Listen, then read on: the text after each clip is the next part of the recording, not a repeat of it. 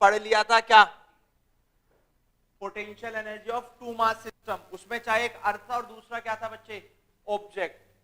ये रहा एक मास m1, ये किसी मास m2 से कितनी दूर है बच्चे, r। तो इनके बीच में कितनी पोटेंशियल एनर्जी होगी, जल्दी बताओ कितनी पोटेंशियल एनर्जी होगी इनके बीच में, बताओ जल्दी से कितनी पोटेंशियल एनर्जी होगी, -Gmm अपॉन r।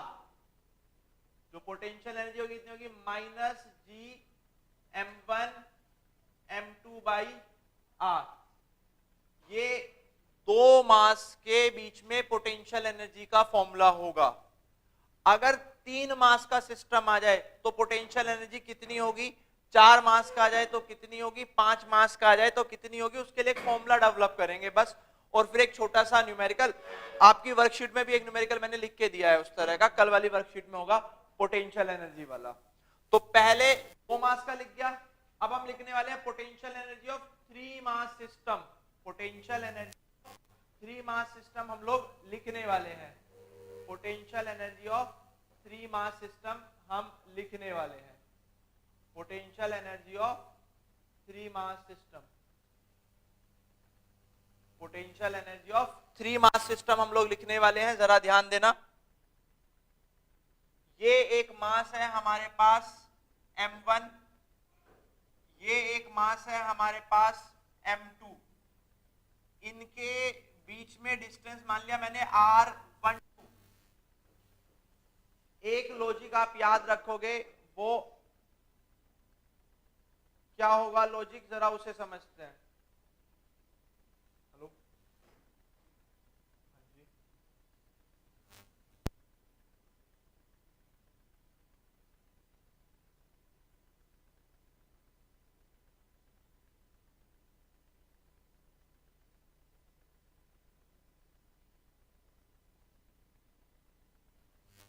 m और m2, एक चीज आपको याद रखने बच्चे, नेमिंग लिख दिया आप, कशिश में उल्टा लटका देना अगर तुझे खेलती पाई गई तो।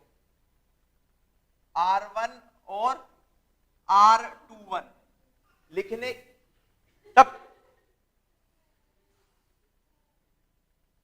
R1 और R21 दोनों ही सही है, पर कोशिश करेंगे कि जिसका नंबर छोटा हो हम उसे पहले लिखेंगे। मीनल, हम कोशिश करेंगे कि जिसका नंबर छोटा हो हम उसे कैसे लिखें, पहले। अभी कितने मास है बच्चे, ये एक और मास ले आया मैं m3, क्या ले आया, m3। तो बताओ इस वाले डिस्टेंस को क्या लिखने वाले हैं हम, R32 या R23, R23, ठीक है। इस वाले मास को क्या लिखोगे, R13। समझ में आ गया, ये कितने मास का सिस्टम हो गया, मास का सिस्टम हो गया। एक डायग्राम और बना रहा हूं जिसमें हम 4 मास का सिस्टम लिखेंगे, किसका, 4 मास का सिस्टम। ये m1, ये m2, जहां आपकी मर्जी वहां रख लेना, कोई फर्क नहीं पड़ेगा, ये m3 और ये m4। मैं आपसे डिस्टेंस के नाम पूछूंगा, सबसे पहले मुझे डिस्टेंस के नाम ही बताने वाले हैं कि हम किस मास को क्या बोलने वाले हैं। जल्दी से बताओ इसका नाम क्या रख दूं, R12, इसका नाम R34, इसका नाम बताओ R13, इसका नाम बताओ 24, इसका नाम बताओ, इसका नाम, क्या सब लिख लोगे बच्चे, कोई मुश्किल तो नहीं है। 2 चार्ज के बीच में भी हमने नाम क्या लिखा होगा, अगर यहां मैं R1 क्या लिखूं तो मैं से क्या लिखूंगा, R12, और ये डिस्टेंस क्या हो जाएगा, R12। तो मास के बीच की पोटेंशियल एनर्जी आप सबको लिखनी आती है, कैसे, G - G m1 m2/R12। अब मैं 2 के लिए फॉर्मूला लिखूंगा, 3 के लिए लिखूंगा, 4 के लिए और 5 के लिए फॉर्मूला आप खुद लिखेंगे, कोई डेरिवेशन नहीं है, कुछ नहीं है। साक्षी ये बड़ी हो जाएगी, ऐसे खेलते खेलते तू इतनी सी रह जाएगी, पढ़ेगी नहीं तो बारी से बाहर कैसे जाएगी यार, बेटा ऐसे कैसे पढ़ लोगे। इसे वापस छोड़कर, जहां से लेके ये जेल में छोड़कर इसे वापस, चल यहां से, इन्हें कॉमर्स वाले यहां छोड़े जा। तो तुम पढ़ तो रहे नहीं हो यार।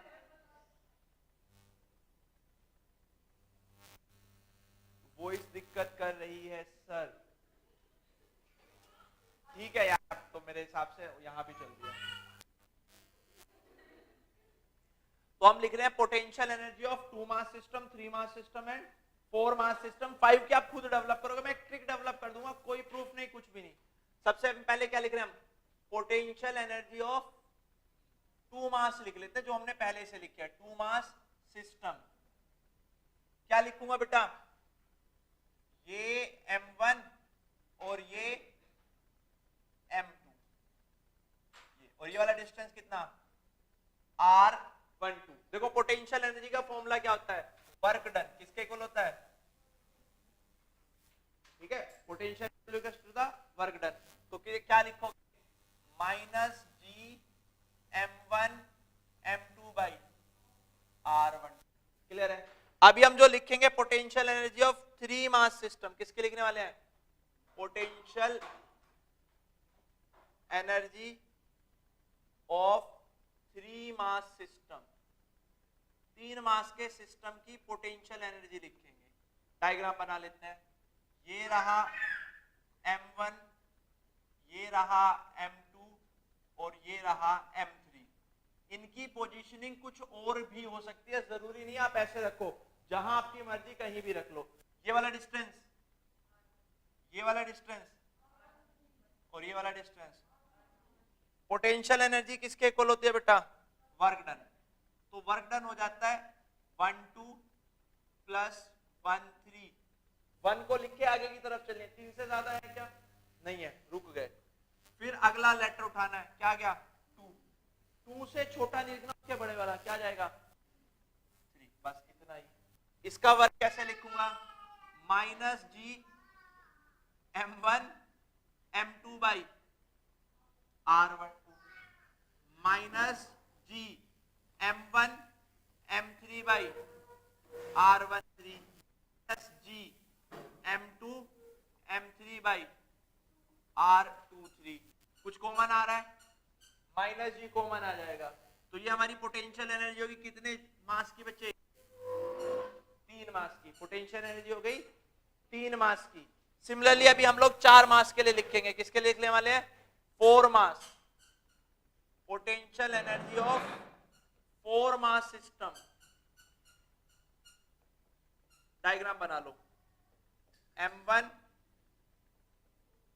m2 m3 m4, ये वाला डिस्टेंस, अरे ठीक है वो खेलती रही, ये वाला डिस्टेंस r12, ये वाला डिस्टेंस, ये वाला डिस्टेंस, ये वाला डिस्टेंस, ये वाला डिस्टेंस r34 और ये वाला डिस्टेंस, ऐसे है या नहीं है, ठीक है। पोटेंशियल एनर्जी का फॉर्मूला बोलो, U is equal to W12 W13 14 plus W23 plus 24 plus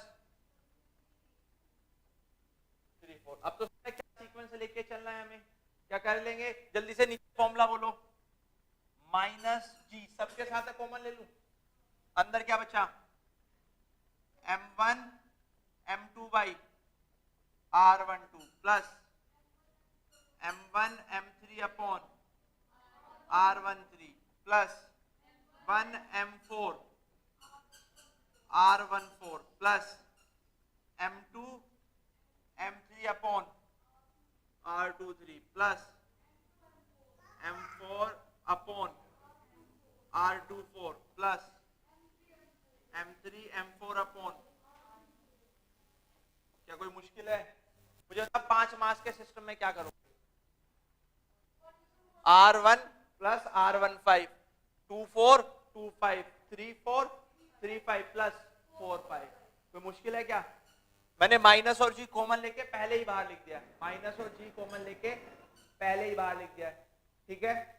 कल आपकी वर्कशीट का जो लास्ट क्वेश्चन होगा उसमें यही कह रखा है, 4 मास है, वो किसी स्क्वायर के वर्टिसेस पे रखे, उनकी पोटेंशियल एनर्जी लिखो, कितने मास का सिस्टम बनेगा, 4 मास का सिस्टम बनेगा। तो आएगा या नहीं आएगा बच्चे, क्लियर हो गया, लिखो एक बार,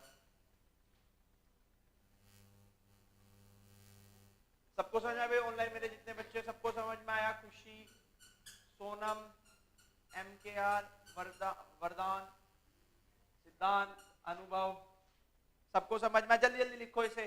वर्कशीट का क्वेश्चन भी करा दिया मैंने, 5 के लिए लिख लोगे। इस बार टॉपिक डाल लेना potential energy of 5 mass system, आप उसे घर से लिखोगे। Potential energy of 5 mass system. ओ तूफान मेल, इधर आजा, इधर करना, इधर आजा जल्दी पापा पास।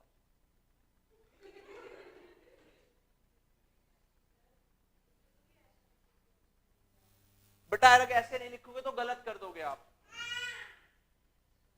अगर आप सीक्वेंस में नहीं लिखोगे तो गलत कर दोगे।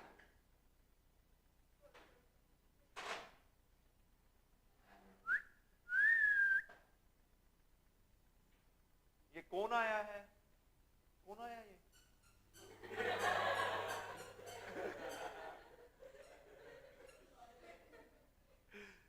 कोई नहीं आया।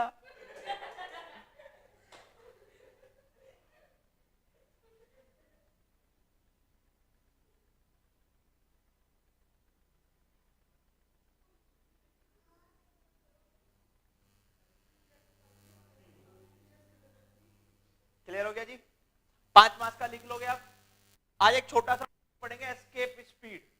वो छोटा सा और बड़ा इंटरेस्टिंग है, वो छोटा सा और बड़ा इंटरेस्टिंग है। गई बेटे ये बुक? और अगर तूने मुझसे इसके पैसे मांगे तो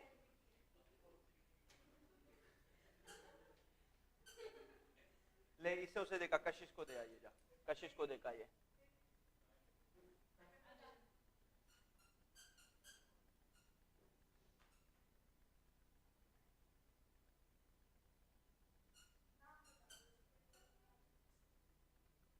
और कुछ दूं? ले अपनी कार की भी दे उसे।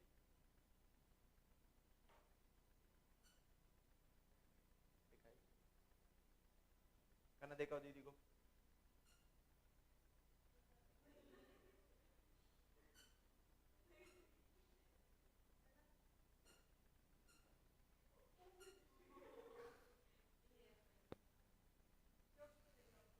क्लियर हो गया बच्चे? लिख लिया ये सबने? मास सिस्टम लिख लोगे। असाइनमेंट का जो लास्ट क्वेश्चन है वो कर लोगे कल वाले का, सेकंड लास्ट होगा। उसमें पोटेंशियल एनर्जी ऑफ 4 मास होंगे, किसी स्क्वायर या रेक्टेंगल पे रखा होगा। अगर साइड एल ले रखी होगी तो आप एल ले लेना।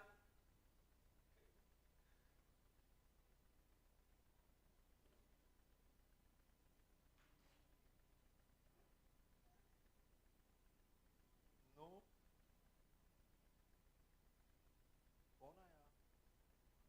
कौन आया है?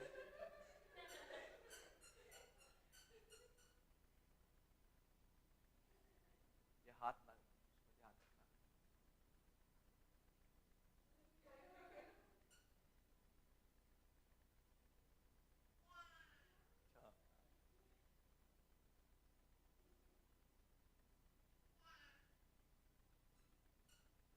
परी खेलते रहते हैं ना साथ घर में।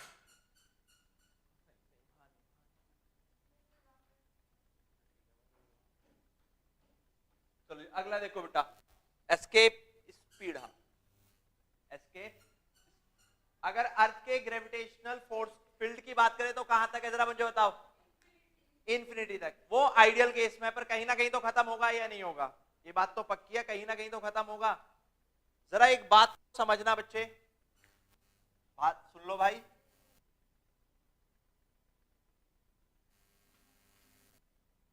तो यहां तक क्या है?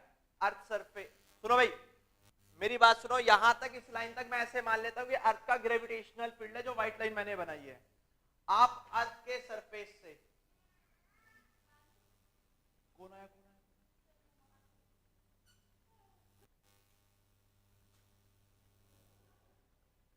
गुस्सा आ रहा होगा तुम्हें, मैं ना इसमें लॉक लगवा दूं? इस वाले गेट में लॉक लगवा देते हैं, नीचे है भी उसमें लॉक, नीचे हो रहा, चाबी की ले आते हैं। आप पढ़ोगे, तुम तब से मस्ती कर रहे हो।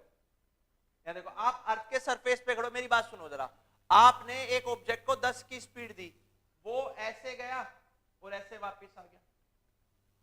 आपने 15 की स्पीड दी तो बताओ क्या होगा आकाश, मुकुल, अगर 15 की स्पीड दी तो क्या होगा? तो आप कहोगे थोड़ा सा और ऊपर जाएगा और नीचे आ जाएगा। मैं कहता हूं 25 की स्पीड दी, यहां जाएगा वापस आ जाएगा। आपने स्पीड 40 की दी, यहां जाएगा। आप स्पीड को बढ़ाते चले जाओ, एक ऐसी स्पीड आएगी वो यहां से वापस आ जाएगा। आपने थोड़ी सी स्पीड और बढ़ाई, वो यहां जाएगा, क्या वापस आ पाएगा?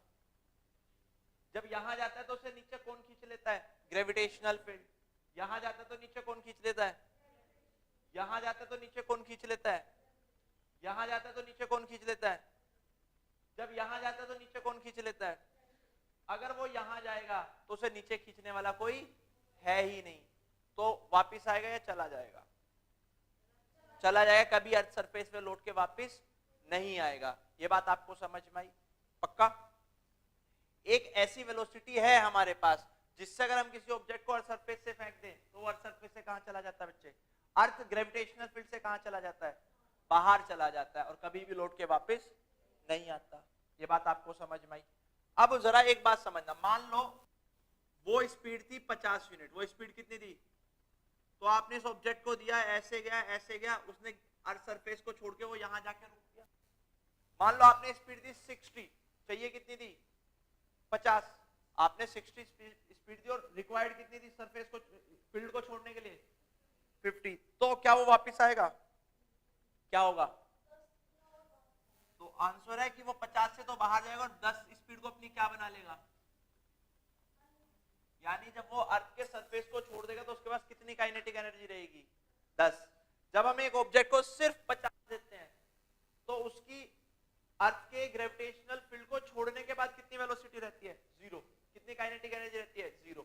अगर हम उसे एनर्जी या उसे स्पीड, एस्केप स्पीड से ज्यादा दें तो बची हुई स्पीड को वो क्या बना लेता है? अपनी काइनेटिक एनर्जी। बात समझ में आया? तो अगर मैं एस्केप स्पीड को डिफाइन करना चाहूं तो कैसे कर सकता हूं? Escape speed is the minimum velocity given to the object from the earth surface so that it leave the earth gravitational field and never returns back by itself, यानी खुद से वो कभी वापस नहीं आ सकता। सबको समझ में आया या नहीं आया बच्चे? पक्का? कोई मुश्किल तो नहीं है? जरा मेरी बात सुनना और फिर इसके बारे में बात करते, वापस यहीं आएंगे। केमिस्ट्री में लेके जा, ये न्यूक्लियस है और ये इलेक्ट्रॉन यहां रिवॉल्व कर रहा है और इसके पास नेगेटिव एनर्जी होती है कितनी बच्चे? 13.6 इलेक्ट्रॉन वोल्ट। कितनी होती है? मैं चाहता हूं यहां ये एटम को छोड़ के चला जाए, ये वाला इलेक्ट्रॉन एटम को छोड़ के चला जाए, क्या करने की जरूरत है? तो आंसर आप इसे एनर्जी दोगे कितनी? 6 इलेक्ट्रॉन वोल्ट। तो ये इलेक्ट्रॉन किसे छोड़ के चला जाएगा? न्यूक्लियस को छोड़ के जाएगा या नहीं जाएगा? जब आप सरफेस पे हैं, जब आप कहां हैं बच्चे? अर्थ सरफेस पे, तो आपकी पोटेंशियल एनर्जी है कितनी? -G M upon R। अगर मैं आपको इतनी एनर्जी दूं तो आप किसको छोड़ के चले जाओगे? अर्थ के ग्रेविटेशनल फील्ड। यहां से जब आप किसी ऑब्जेक्ट को अर्थ से बाहर भेजना चाहते हो तो आप उसे हीट एनर्जी देते हो या काइनेटिक एनर्जी देते हो? Kinetic energy. कितनी काइनेटिक एनर्जी देने की जरूरत है कि वो अर्थ सरफेस को छोड़ के चला जाए? जितनी उस पे कितनी होती है बच्चे? पोटेंशियल एनर्जी होती है एनर्जी। ये बात आपको समझ?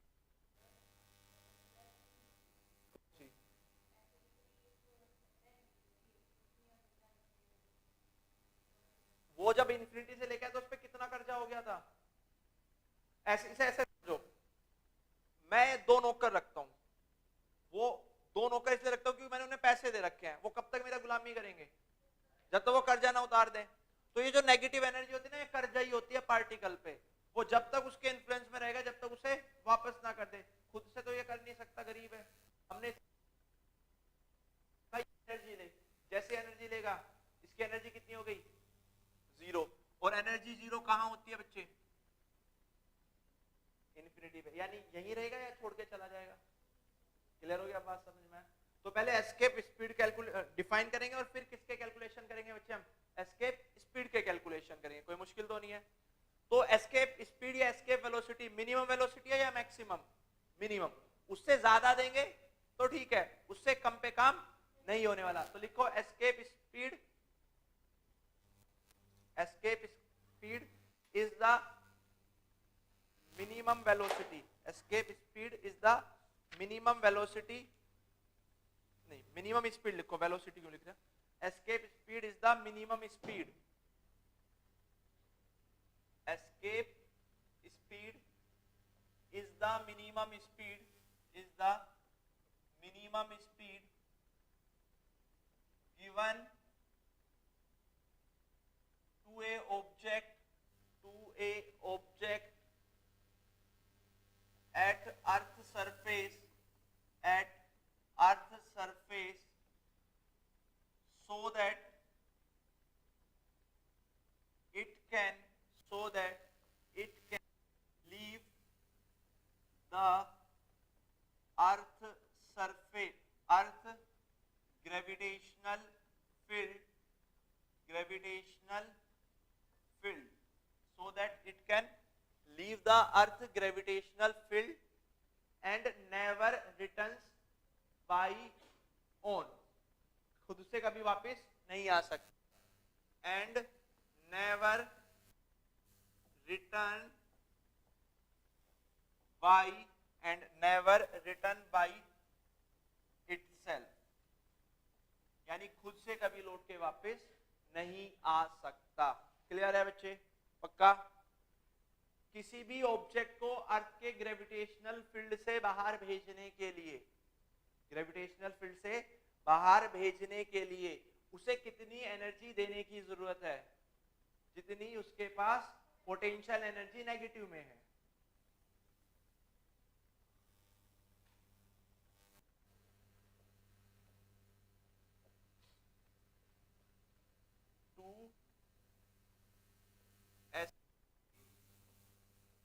Object from earth gravitational field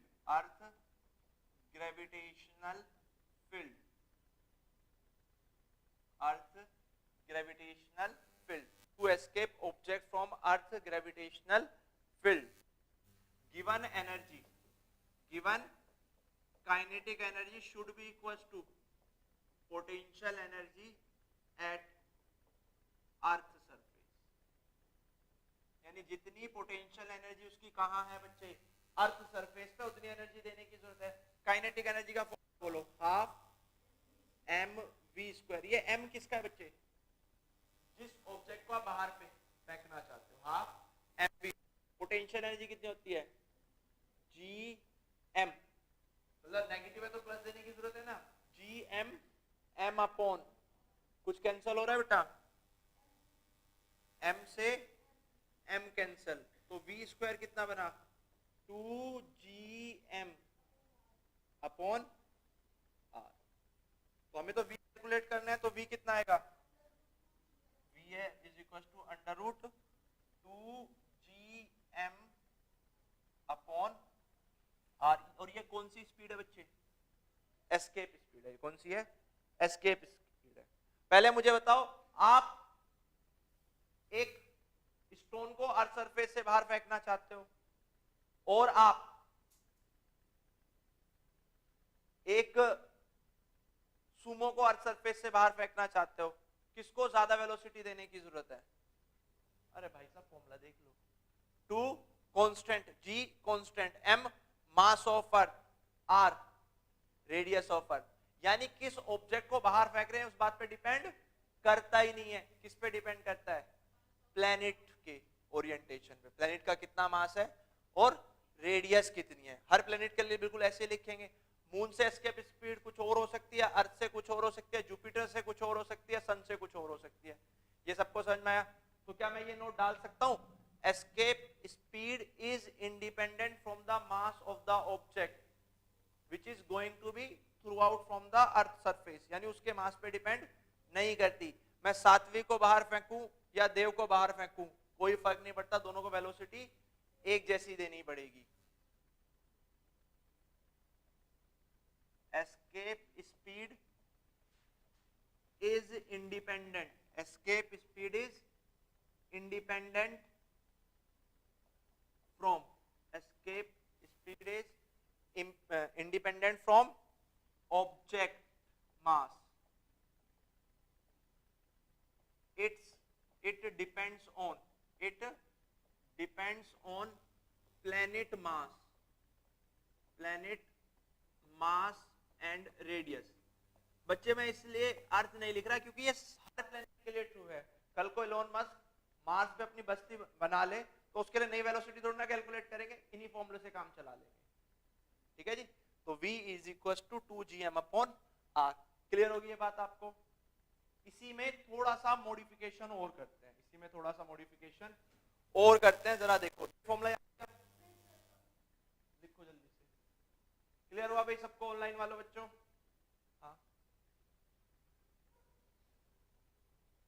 हाँ, इसका बड़ा बढ़िया या खराब सवाल है देव का.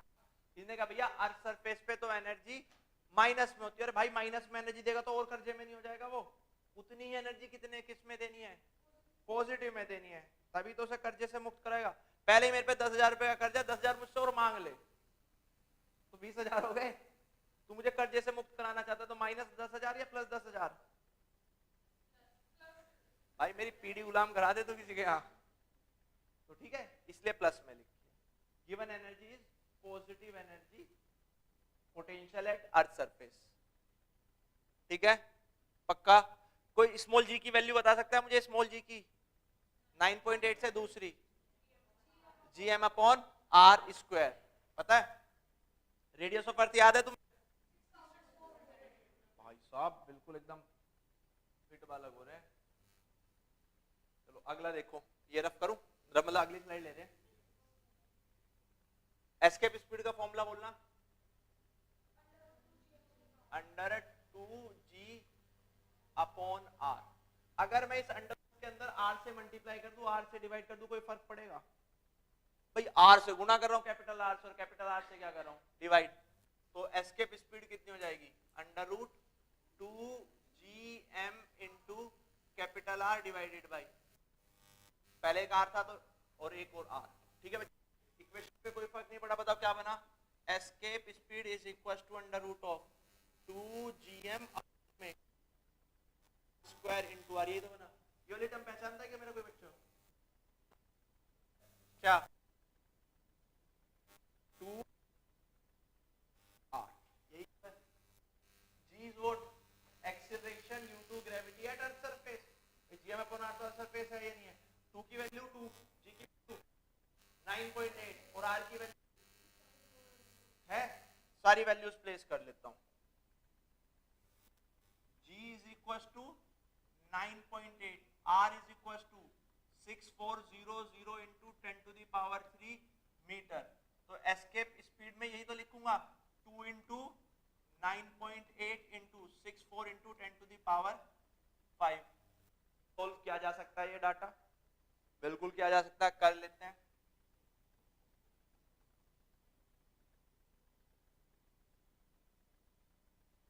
अगर ये दोनों चीजें याद रखना, जो एस्केप स्पीड का ये रिलेशन और ये डाटा सिर्फ चीजें समझने के लिए. अर्थ सरफेस से अगर किसी ऑब्जेक्ट को 11.2 किलोमीटर पर सेकंड की वेलोसिटी देके मैं ऊपर फेंक दूं, 11.2 किलोमीटर पर सेकंड, यानी एक सेकंड में कितना चला जाए? यानी जितनी देर में मैं बोलता हूं इतनी देर में तो उसे कहां चला जाना चाहिए? कुंडली. 2-3 सेकंड तो मैंने लगा दिया ना, तो यहां से 20-22 किलोमीटर नहीं, कुंडली तो पास ही में. यानी इतनी देर में, जितने में हमने इतना स्टेटमेंट बोला है ना, इतनी देर में उसे कहां चला जाना चाहिए था? दिल्ली पार कर जानी चाहिए थी. 11.2 किलोमीटर एक सेकंड में 11.5 किलोमीटर चलना है. एक सेकंड में 11.5 किलोमीटर. अगर उसे इतनी क्या दिया जाए बच्चे? इतनी वेलोसिटी दी जाए तो वो क्या लीव कर जाएगा? अर्थ ग्रेविटेशनल फील्ड को लीव कर जाए और कभी भी वापस नहीं आएगा. ये बात आपको समझ में आई? क्लियर है? हमारे नियर बाय बहुत सारे प्लैनेट्स हैं. सबसे बड़ा प्लैनेट क्या है? जुपिटर. और उसके बाद और सन. हाँ बस मैं ये चाहता, हमारे आसपास बहुत सारे प्लैनेट्स हैं, उसमें सबसे बड़ा प्लैनेट कौन सा है? तो सन प्लैनेट है या नहीं? स्टार है। What is the difference between star and planet? जो क्या होते हैं,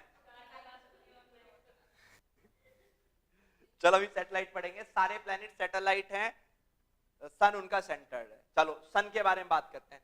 सन अर्थ से बड़ा है, मास में बड़ा है, रेडियस में बड़ा है। मान लो मैं सन के सरफेस पे रहता हूं तो उसका कुछ ग्रेविटेशनल फील्ड होगा या नहीं? अरे भाई मैं वो थोर, अरे कुछ आएगा फायरमैन लेके आएंगे, वो मार्वल्स वाले रह लेगा भाई। कोई आइसमैन भी तो करके है कुछ। हाँ तो ऐसे तो भाई मैं फायरमैन बन के जाऊंगा। चलो वहां से हमने क्या करा, सन में एक ब्लास्ट हुआ। सन में ब्लास्ट, हाँ सन में ब्लास्ट होते रहते, ये बिल्कुल सही है। सन में हमेशा ब्लास्ट होते हैं और ब्लास्ट होके एक टुकड़ा ये चाहता है कि वो अर्थ सन के ग्रेविटेशनल फील्ड से बाहर चला जाए। तो उसके हम क्या कैलकुलेट कर सकते हैं? एस्केप स्पीड कैलकुलेट कर सकते हैं। जी की वैल्यू रखेंगे, सन का मास रखेंगे और सन की रेडियस, यानी यहां रख लेंगे मास और रेडियस। तो अगर मैं सन से आपको एस्केप स्पीड बताऊं, किससे बच्चे, तो आपको इतनी वेलोसिटी बनानी पड़ेगी, 118 किलोमीटर पर सेकंड। इतनी वेलोसिटी बना लेना तो मतलब अगर इतनी वेलोसिटी बना दी जाए किसकी बच्चे, किसी भी मैग्नेटिक स्टॉर्म की या किसी भी आग के गोले की, तो वो किसको लीव करके आ जाएगा? सन को। कभी कभी सन से कुछ पार्टिकल्स अर्थ की तरफ आ जाते हैं जब ब्लास्ट होता है, तो उनकी स्पीड कितनी रहती है बच्चे? 618 किलोमीटर पर सेकंड। याद करो, एक कहीं वो एक झील का एक पत्थर पड़ा हुआ, आपने देखोगे एक एस्टेरॉयड आके अर्थ से टकराया था। वो अर्थ का ये तो नहीं पता कहां से आया। अगर मान लो वो सन से आया होगा, मान लो एक ऑब्जेक्ट अगर सन से आ रहा है, एक ऑब्जेक्ट अगर सन से आ रहा है और वो अर्थ पे गिर जाए, तो अर्थ के इधर से एंटर करेगा और दूसरी तरफ से लीव कर जाएगा, एकदम ऐसे होल बना देगा बीचों बीच। इतनी ज्यादा वेलोसिटी, 618 किलोमीटर पर सेकंड। सोच के देखो, 618, यहां से महाराष्ट्र कितना है? 500 कुछ, यानी जिस दिन हमने कन्याकुमारी, हाँ कन्याकुमारी यहां से 1100-1200 किलोमीटर होगा, 2 सेकंड में पहुंच जाएगा। यहां से मनाली तो बस इतनी देर में वापस भी आ जाएगा छू के। भाई कितनी दूर है मनाली यहाँ से? 150 किलोमीटर। 2-3 बार छू के 6 बार लिखा हुआ है। समझ में आया या नहीं आया बच्चे सबको? सबको समझ में आया? एस्केप स्पीड की डेरिवेशन बताओ किस किस को मुश्किल लग रही है? आसान है। Kinetic energy equals to potential energy but in positive. Clear है बच्चे? सबको क्लियर है? क्या कोई मून की एस्केप स्पीड कैलकुलेट कर सकता है? मून की कर दोगे? मैं डाटा दे रहा हूं, जरा करके दिखाओ। ये लिख लो एक बार और फिर मून की एस्केप स्पीड कैलकुलेट करेंगे हम लोग।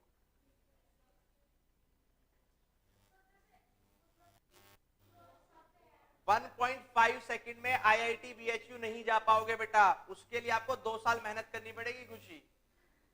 1.5 सेकंड में आईआईटी बीएचयू नहीं जा पाओगे आप। चलो ये लिख लिया हो तो आप मुझे escape speed at the moon surface बताएंगे हर एक बच्चा। Escape speed at moon surface. चलो मैंने सारा डाटा लिख दिया, जल्दी से एस्केप स्पीड बताएंगे सारे बच्चे। ओ गवारो, चलो अब करो, तरीके से करो। अच्छा मुझे 9 का टेबल बताओ, किसको आता है? 4 का टेबल, 13 का। अब एस्केप स्पीड बताओ। लिख लिया क्या तुमने? जल्दी कैलकुलेट करो, जल्दी जल्दी कैलकुलेट कर दो भाई, जल्दी कैलकुलेट कर दो बाल को जल्दी। भाई दे रखा होगा कहीं ना कहीं तो मून पे जी की वैल्यू G/10 होती है। मून पे जी की वैल्यू कितनी बताई थी? G/10 लिखवाया था। At the moon surface the value of G become G/10। तो आपको रेडियस दे रखा है, ये वाला फॉर्मूला लगा लो, 2GR। 2GR भी है तो वहां पे G की वैल्यू दे रखी है, वो लगा लो। जल्दी से बताओ कितना आया?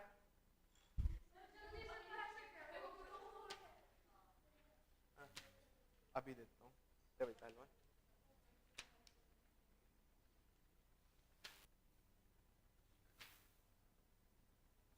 एस्केप स्पीड से सबकी कल सैटेलाइट, कल खत्म नहीं होगा तो परसों खत्म कर देंगे हम ये चैप्टर। संडे बार क्लास होगी, मंडे खत्म हो गया। वो तुम्हारी टीचर तो मंडे क्लास नहीं होगी,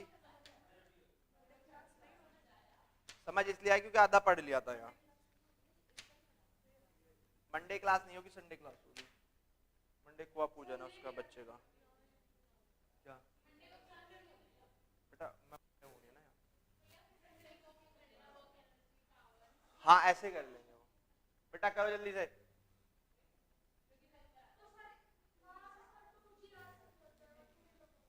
मास क्यों निकालना है, आप एस्केप स्पीड के लिए फॉर्मूला यूज करो ना। क्यों चाहिए यह फॉर्मूला 2GR, जी की वैल्यू उन्होंने बेटा 1 यार कैलकुलेट कर लोगे ओ गरीबो, आ गया। वैल्यू कितनी है यहाँ पे 1.63, आर की वैल्यू कितनी है 7 इंटू 10⁶। सोल्व करके कितने आया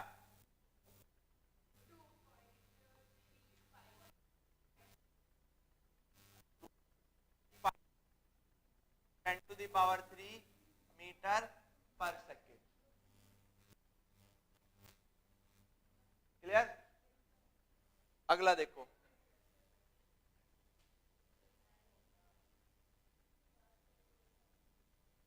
चलिए the escape velocity on the surface of earth is this. आपको अर्थ के लिए कितनी दे रखी है बच्चे 11.2 किलोमीटर पर second. If earth has mass 9 times the mass of Mars, यानी मास ऑफ मार्स कितना बच्चे mass of Earth divided bye 9, यानी अर्थ के मास से कितना 9 गुना कम है या नहीं है।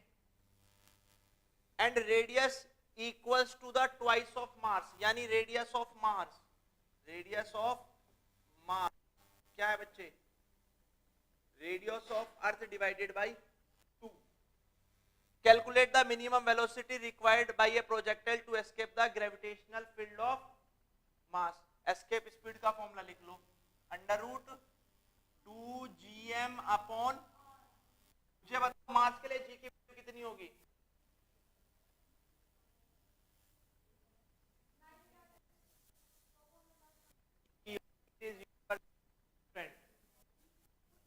2 into ji, mass of earth से कितना बच्चे m/9, और रेडियस कितनी बच्चे, ये किसकी स्पीड है बच्चे मार्स की, ये किसकी है, क्या गलत कर दिया, and radius equals to twice the radius of earth की जो रेडियस है डबल है मार्स की से, तो मार्स की कैसी हो जाएगी भाई, अर्थ की मार्स की डबल है तो मार्स की अर्थ की हाफ होगी या नहीं होगी। Radius equals to twice the radius of Mars, Earth की रेडियस मार्स की डबल है, तो हम लिख नहीं सकते कि मार्स की जो रेडियस है वो अर्थ की हाफ है। ठीक है, यहां से सोल्व कर लेते हैं। मार्स की कितनी हो जाएगी बच्चे 4gm अपॉन 9r। अगर आप इसे सोल्व करोगे तो 2 पर चला जाएगा, 9 नीचे आ जाएगा। ये कहां पे है बच्चे मार्स पे। अर्थ पे कितना होता है जरा बता दो, अर्थ पे 2gm अपॉन r है या नहीं है बच्चे, कैंसिल कर लो इसे, तो हम लिख सकते हैं velocity of Mars divided by velocity of अर्थ, को कैंसिल और से कर लो, gm से gm गया, r से r गया, 2 से 2, तो कितना बचा √2 upon 9 divided by 1 divided by 1। Velocity of mass is velocity of Earth into √2/9। Velocity of Earth दे रखी है आपको, 2/9 की वैल्यू सोल्व कर लेंगे तो कितना आ जाएगा बच्चे 5.28 किलोमीटर पर सेकेंड। ये फिर भी अचीवेबल है 5 किलोमीटर पर सेकेंड। इस जैसे प्लेन तो हमने बनाने की कोशिश कर ली है कि जो 1 सेकंड में 5 किलोमीटर चले जाएं। हाइपर लूप बना रहे हैं हम, उसमें चले जाएंगे। क्लियर हो गया। तीसरा देखो, हो जाएगा भैया, मैं इस तरह से तीसरा सवाल देखो, फिर छुट्टी कर लेते हैं। Does escape speed of a body from the earth depends on mass of the body पे डिपेंड करती है?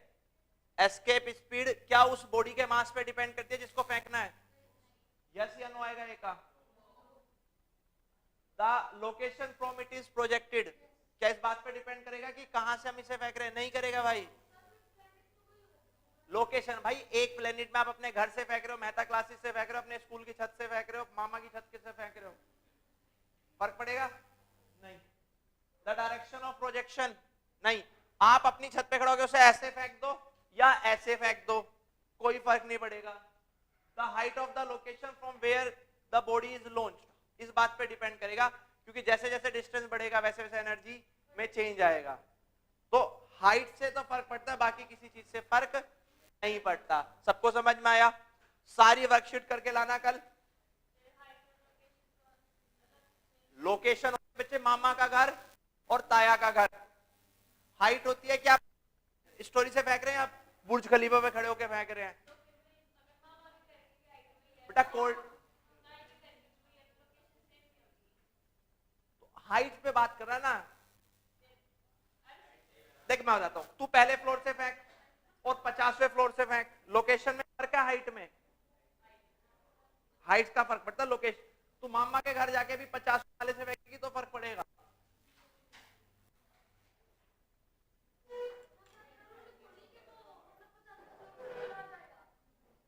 कम वेलोसिटी देनी पड़ेगी हमें।